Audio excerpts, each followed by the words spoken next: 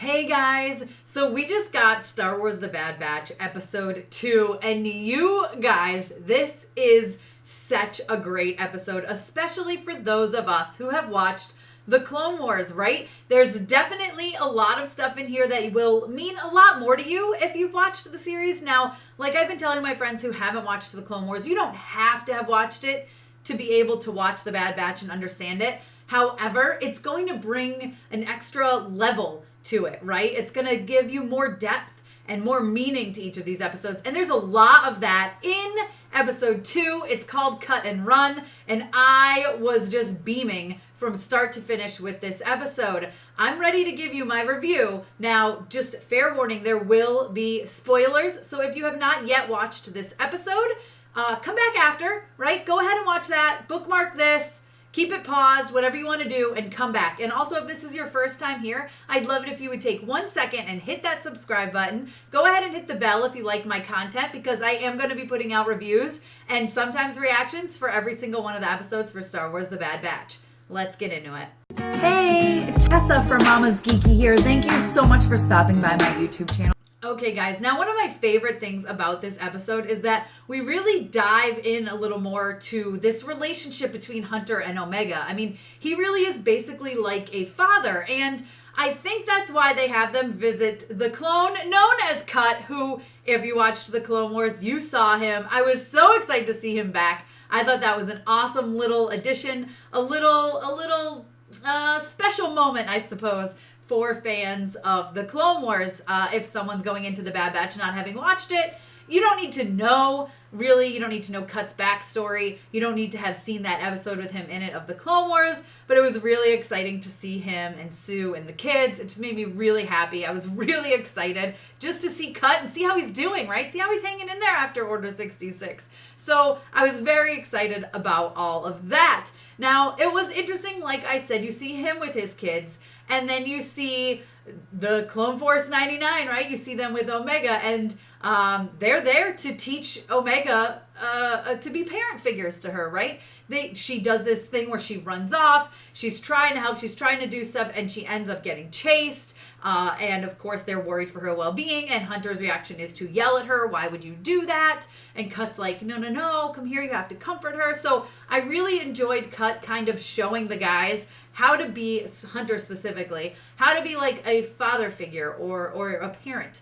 And kind of give Omega, understand Omega as a child. She is a child. Even if she is a clone and she's one of them, she's still a child right now. So that's really important, and I love all the different aspects of that throughout this episode. I love the mention of Rex. Come on.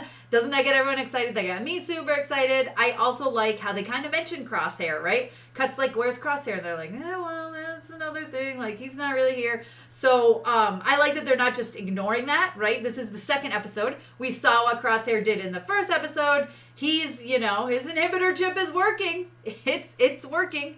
And then they amped it up. So obviously he's against his friends now, which is really sad. And I hope that gets resolved in the first season, maybe towards the end of the first season or the beginning of the second season. I really want to see them work it out. I want to see them work it out. They're one of my favorite groups of clones. I mean, how could you not love them all for who they are? So hopefully we'll get that in the future. But like I said, I'm glad they mentioned Crosshair in this, and they didn't just kind of ignore the fact of what just happened in the first 70-minute long episode. So listen, this one is great. Like I said, they try to send Omega off. Hunter tries to do what's best for her, right? Like any parent would do for their child. I think it's best for you if you go with Cut and Sue and the kids.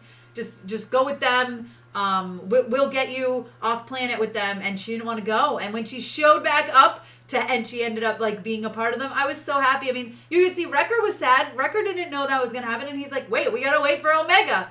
And so I really enjoyed that part as well. I mean, so much of this was just fun. It feels like they're creating this family. Omega is fitting in. And Hunter says, okay, you're with us. Stay with us. You're part of us now. So I'm really excited about that. I'm glad that they have formed this troop, right? I don't want to say she's replacing Crosshair, because she's not. But it's nice that she's there with them.